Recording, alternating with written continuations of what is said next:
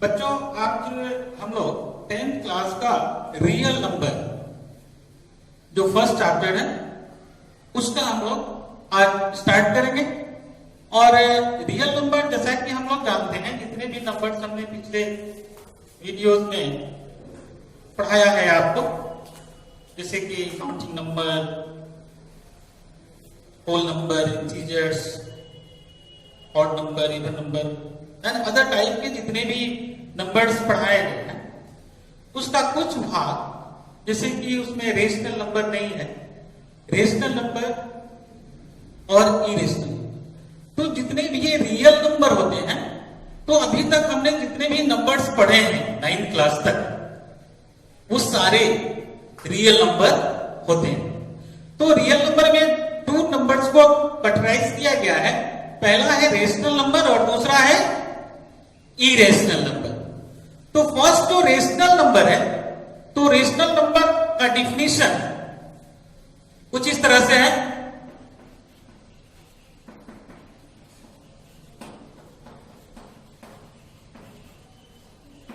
Rational number A number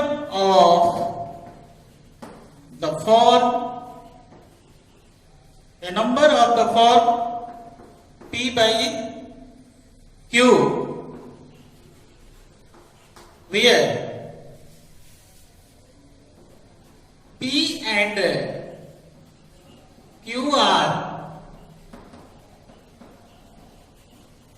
integers and Q not equal to जी। हमने 9th class में पढ़ा है कि a number of the form P by Q where P and Q are integers and Q not equal to G। कोई भी numbers जो P by Q की फॉर्म में हो और Q नॉन जीरो इंटीजर हो, तो उस फॉर्म को हम लोग रेशनल नंबर कहते हैं। एग्जाम्पल में 3 by 5, 2 by 7, 8 by 3, 0, -5, -1 by 2, 3 by -5, -2 by -3, etc। तो ये जो रेशनल नंबर है, ये बेसिकली टू टाइप्स का होता है। एक होता है टर्मिनेटिंग और दूसरा होता है नॉन टर्मिनेटिंग। तो ये टर्मिनेटिंग और नॉन टर्मिनेटिंग क्या है, हम लोग 9th क्लास में पढ़ा है, उसको थोड़ा सा रिवाइज कर दे रहे हैं कि जो भी नंबर जो रेशनल नंबर होता है जिसका Q जो होता है यानी कि डिनोमिनेटर का फैक्टर 2 हो या 5 हो या दोनों हो, 5 and 2 बोथ। तो वैसे जैसे कि एग्जाम्पल में 3 by 5 हो, 2 by 10 हो, 9 by 8 हो, 3 by 16, ये सब जो है टर्मिनेटिंग डेसिमल है, क्योंकि इसका डिनोमिनेटर का 5 का अगर हम प्राइम फैक्टर्स कहें तो वो फैक्टर्स, तो 5 का क्या होता है प्राइम फैक्टर 2, 10 का 2 and 5, 8 का केवल 2 and 16 का 2 होता है। तो जिसके भी डिनोमिनेटर का प्राइम फैक्टर 2 हो,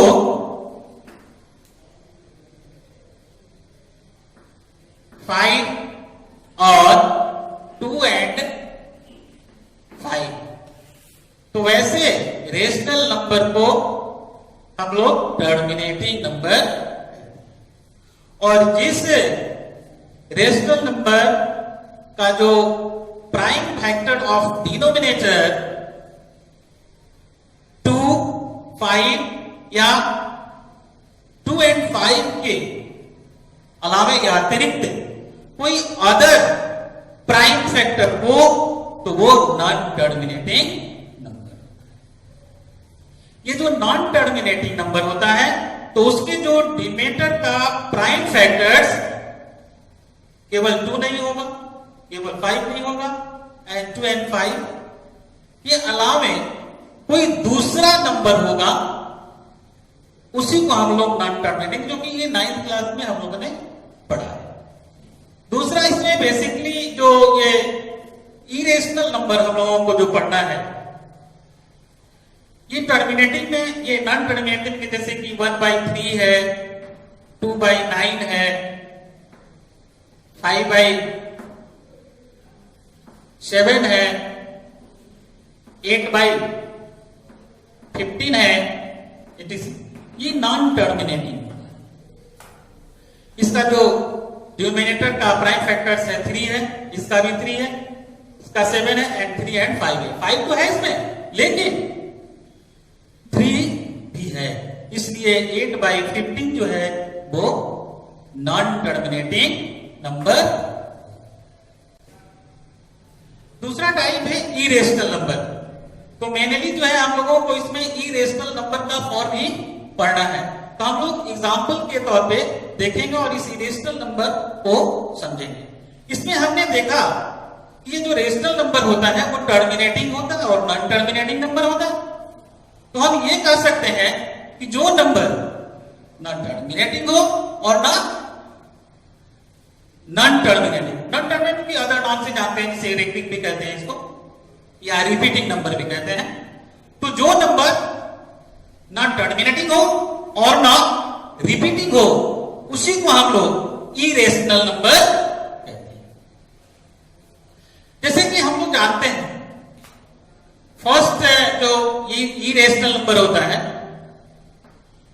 √2, √3, √5, √6, ये जो स्क्वायर रूट है, इस स्क्वायर रूट को अगर हम लोग, ये स्क्वायर रूट 2 है, तो स्क्वायर रूट 2 जो होता है उसको हम लोग लिखते हैं क्या, 1.414 डैश डैश। √3 को क्या लिखते हैं, 1.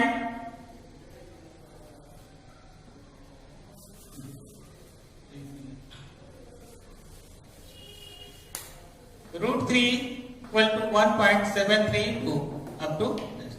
इसका ये मतलब है कि √2 और √3 ये कहीं भी टर्मिनेट नहीं करेगा, ये आगे जो है बढ़ता ही जाएगा, बढ़ता ही जाएगा। दूसरी बात, अगर नेक्स्ट है, अगर हम क्यूब रूट कहें,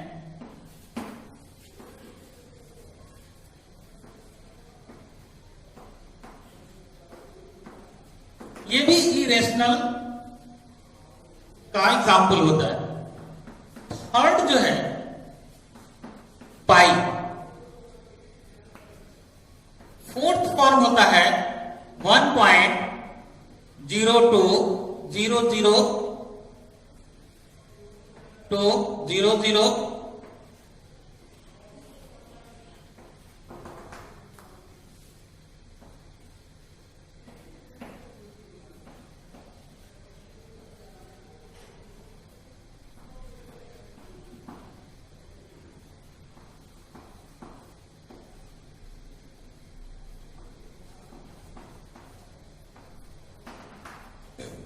तो यहां हमने देखा कि √2 या √3 ये कहीं भी टर्मिनेट नहीं करता है और ना ये रिपीट करता है, ना ये टर्मिनेट करता है और ना ये रिपीट करता है, इसीलिए इसको हम लोग इरेशनल नंबर कहते हैं। ये क्यूब रूट भी सेम। और जहां तक ये पाई का बात है, पाई के लिए हम लोग 22/7 और 3.14 यूज किया जाता है।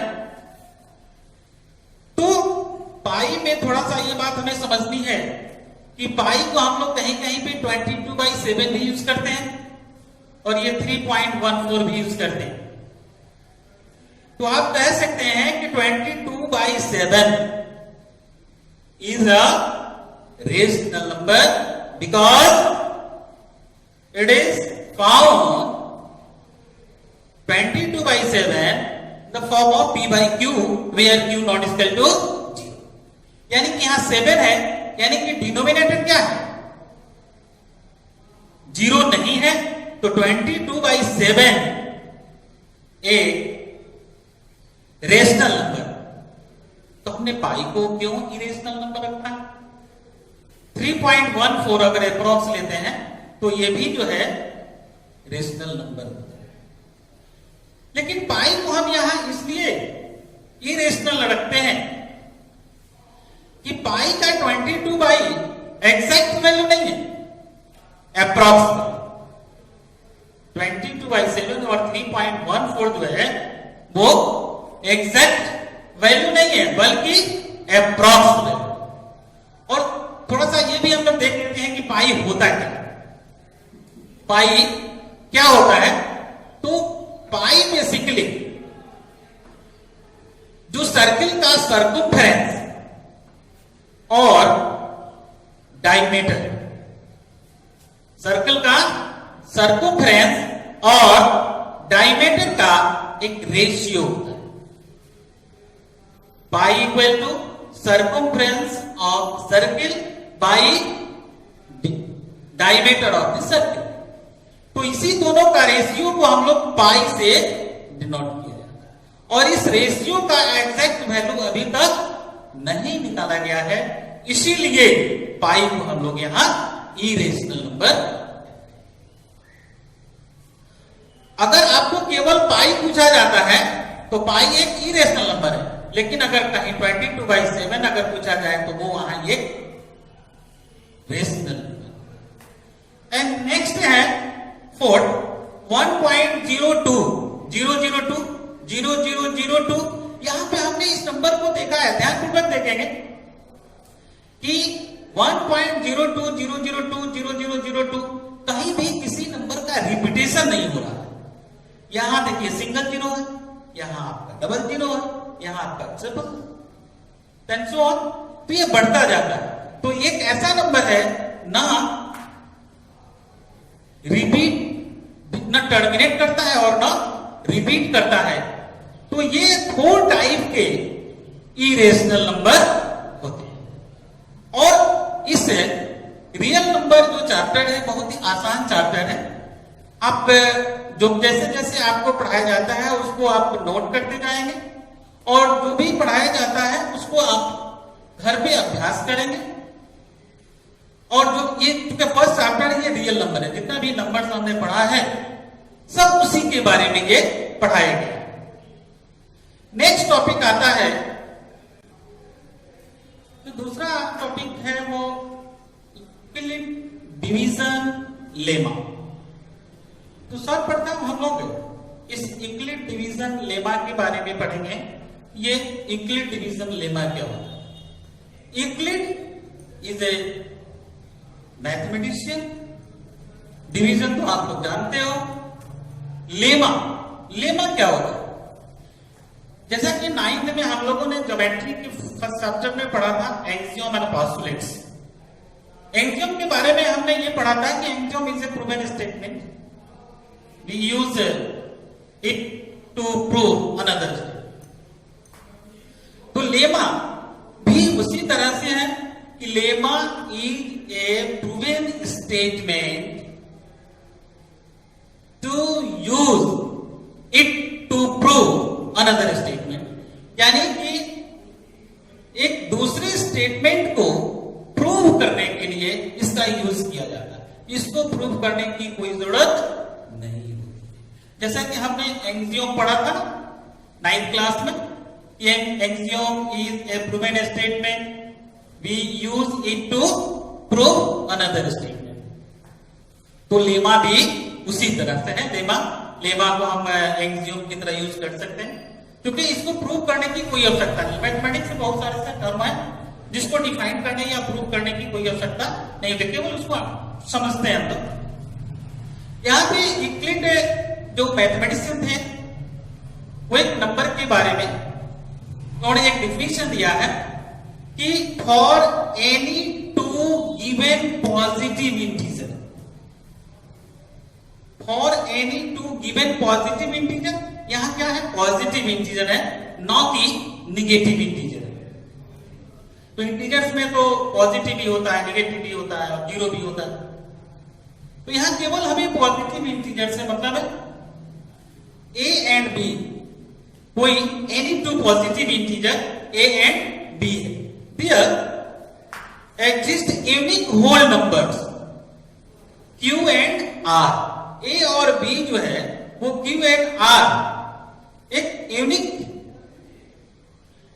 होल नंबर में क्यू एंड आर के रूप में एग्जिस्ट करता है, such that A equal to B Q plus are.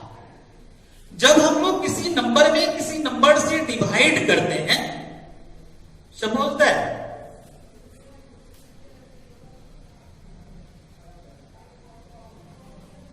25 में अगर हम 4 से डिवाइड करें तो 4 6 जा 24,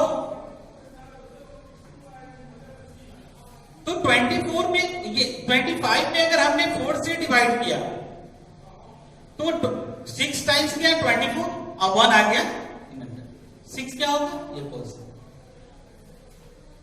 तो इसको हम लोग क्या बोलते हैं, डिविडेंड, इसको डिवाइजर, इसको कोसेंट एंड रिमाइंडर। तो जब हम लोग डिवाइड बनाते थे बहुत पहले, तो इसको कैसे चेक करते थे, चेक हम लोग कैसे करते थे कि 4 into 6 plus 1 divisor into quotient plus remainder, तो ये आ जाता था कितना 25।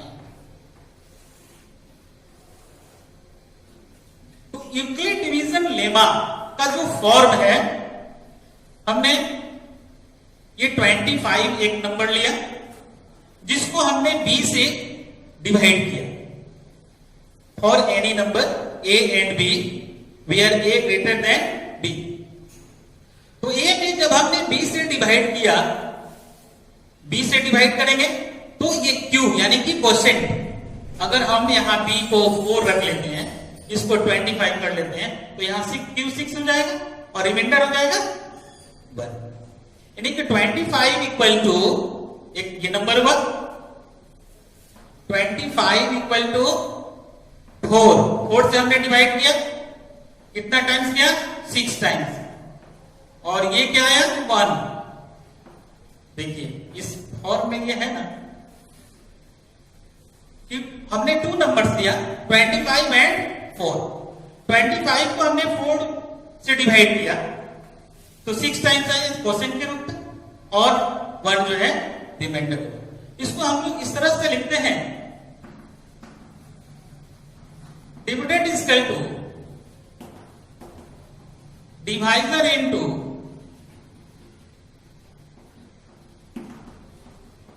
कोसेंट प्लस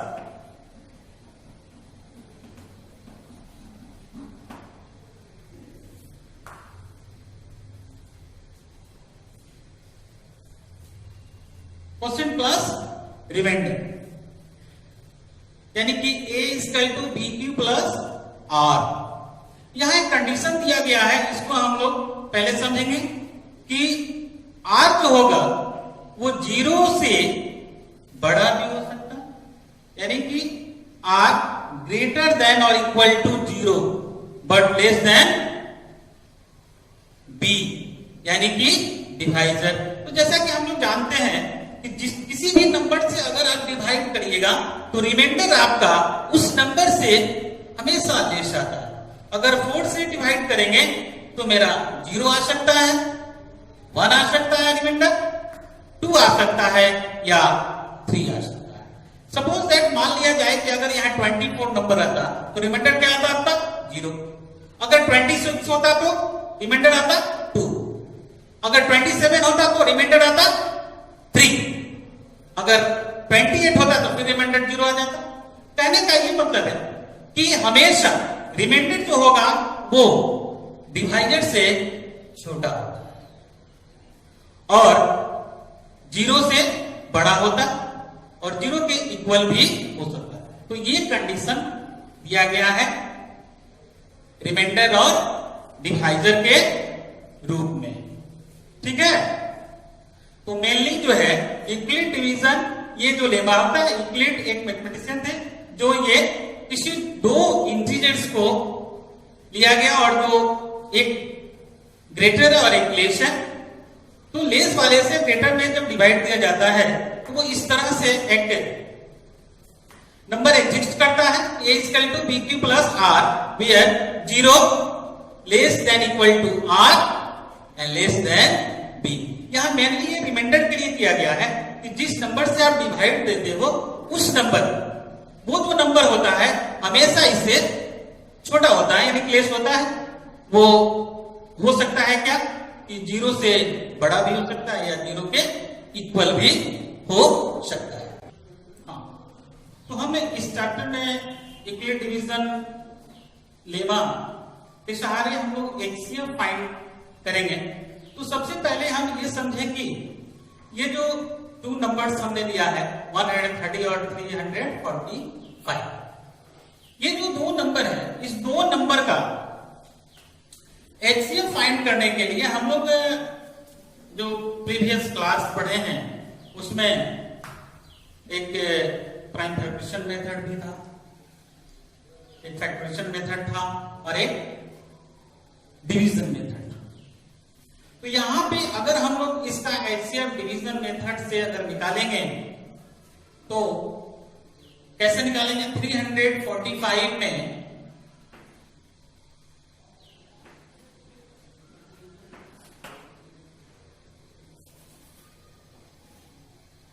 130 से डिवाइड करेंगे, कितना टाइम जाएगा? 2 टाइम्स।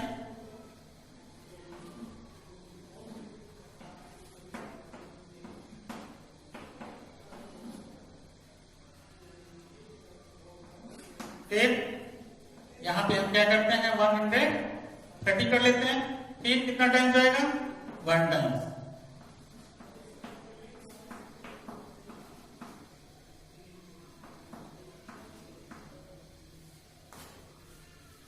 फिर क्या करते हैं 45 85 में डिवाइड करते हैं,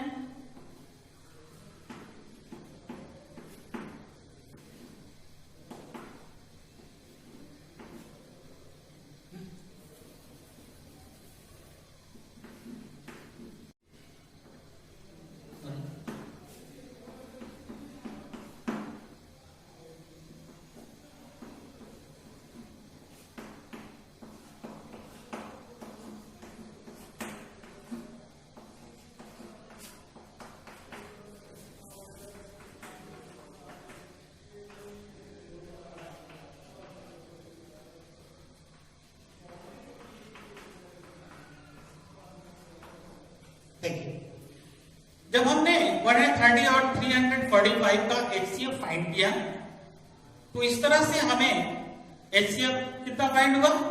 5। ये 2 टाइम्स किया 35।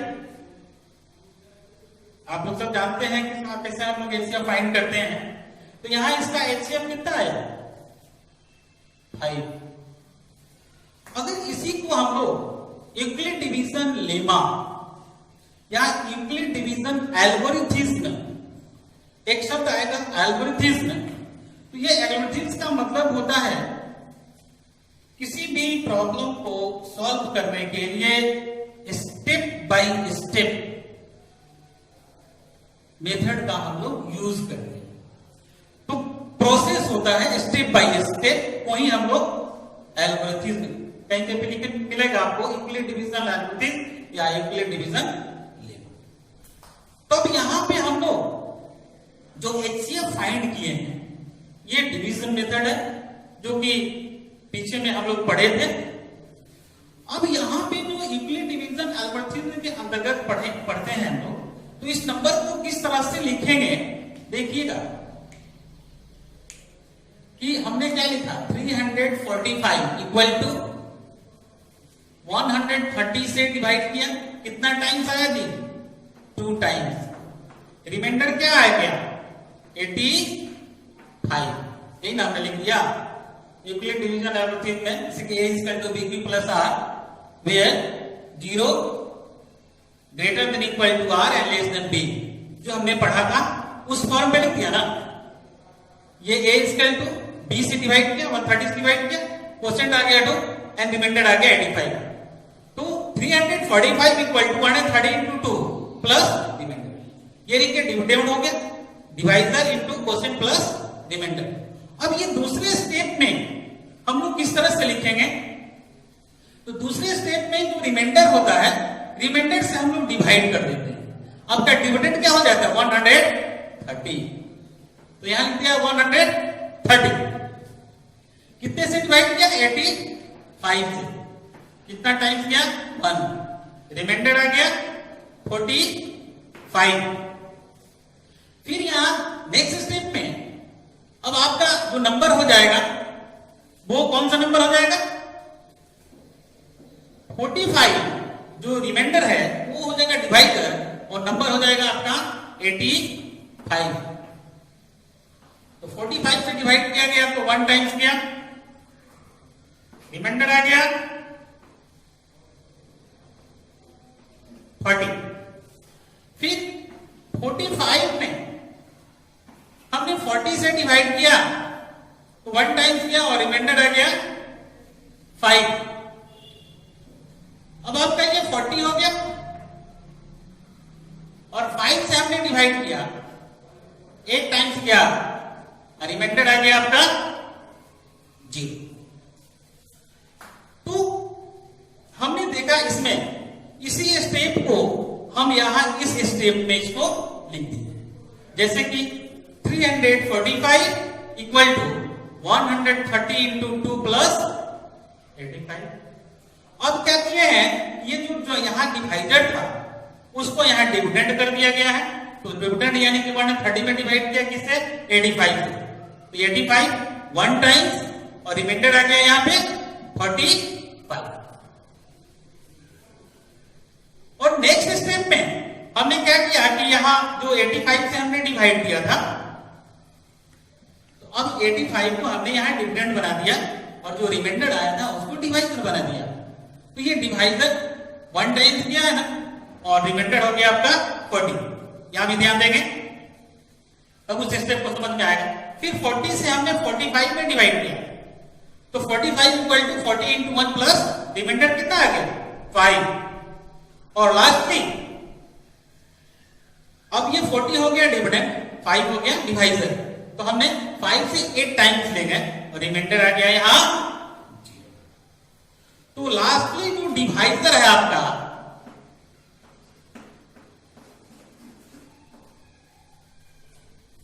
डिवाइजर कितना है यहां पे 5,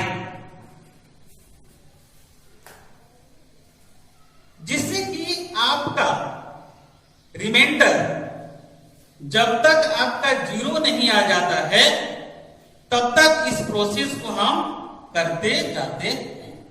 जब अंत में जब आपका रिमाइंडर 0 आ जाता है तो इस प्रोसेस को हम लोग यहीं रोक देते हैं और लास्टली जो रिमाइंडर होता ये डिवाइजर होता है वही आपका HCF। तो इस तरह से हम लोग इस यूक्लिड डिवीजन एल्गोरिथम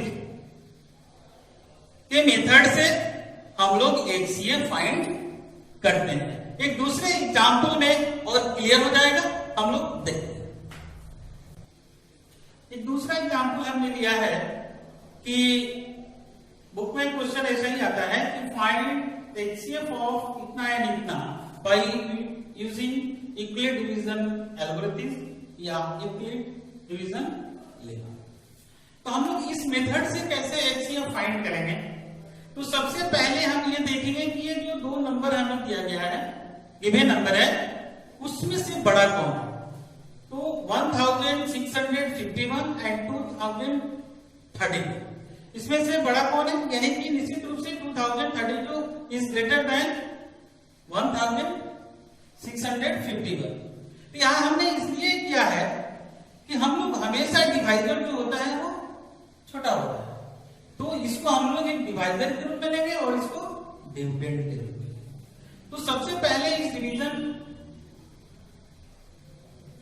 लेमा के माध्यम से अगर एचसीएफ हमें फाइंड करना है तो आप रफली जो है इस तरह से एक डिवीजन मेथड से जो एचसीएफ फाइंड करते हैं उसको रफली कर लीजिएगा, ताकि इसको बनाने में आपको प्रॉब्लम नहीं होगा। तो सबसे पहले हमने 2032 में 1651 का एचसीएफ यानी कि डिवीजन मेथड से फाइंड किया। तो कितना टाइम्स किया? ये 1 टाइम्स किया, माइनस करके कितना आ गया? 381। और यहां पे हमने देखा कि ये रिमाइंडर हो गया। अब ये क्या होगा, वो डिविडेंड का काम करेगा। तो ये 1651 में हमने कितना टाइम्स लेगा? 4 टाइम्स। सब्ट्रैक्ट करके क्या आया? 127। फिर 381 को हमने क्या लिखा और ये एग्जैक्टली 3 टाइम्स में 381 हो गया। तो यहां पे हमने अगर देखा तो यहां एचसीएफ कितना आ गया?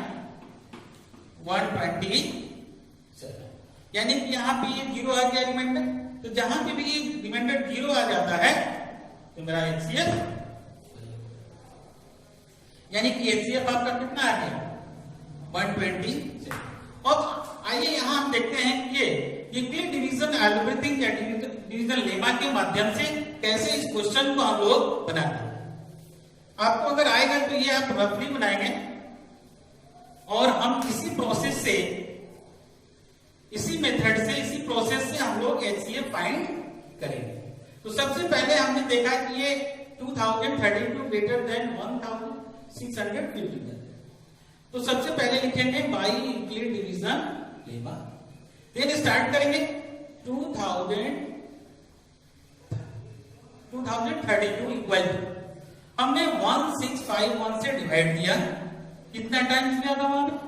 1 टाइम्स। रिमाइंडर क्या आ गया था? 130। फिर यहां हमने देखा कि रिमाइंडर जो है 381 है, जो कि 0 के इक्वल नहीं है। इस प्रोसेस को कब तक करना है? जब तक आपका रिमाइंडर 0 नहीं हो जाता। फिर 1651, यहां जो ये डिवाइजर है यहां पे हमने डिविडेंड कर दिया, और जो रिमाइंडर था 381, तो 381 से डिवाइड किया, कितना टाइम्स किया? 4 टाइम्स। तो रिमाइंडर कितना आ गया? 127। यहां हमने देखा कि 127 is not equal to 0। 127 not equal to 0, तो ये 0 के इक्वल नहीं है। तो फिर हम क्या करेंगे? इस प्रोसेस को फिर आगे बढ़ाएंगे। फिर यहां पे आपका डिविडेंड क्या होगा? 381, और हमारा डिवाइजर क्या होगा? 127। तो 127 से अगर 381 में डिवाइड करेंगे तो ये कितना टाइम्स होगा? 3 टाइम्स, और रिमाइंडर हो जाएगा आपका 0। अब यहां पे इसी की हमें तलाश थी कि रिमाइंडर आपका 0 कहां समाप्त होता है। तो the remainder is 0 here. So lastly divisor मेरा क्या था? 127। Therefore HCF of 2032 and 1651 equal to 127। यहां आपका बिल्कुल ही ये मेथड आपका कंप्लीट हो जाता है। हम लोग स्टार्टिंग में बहुत सारे क्वेश्चंस होंगे जिसको यूक्लिड डिवीजन लेमा के माध्यम से एचसीएफ फाइंड करेंगे। जो भी आपके एक्सरसाइज में क्वेश्चंस होगा उस क्वेश्चंस को इस मेथड से, इसी प्रोसेस से हम लोग एचसीएफ फाइंड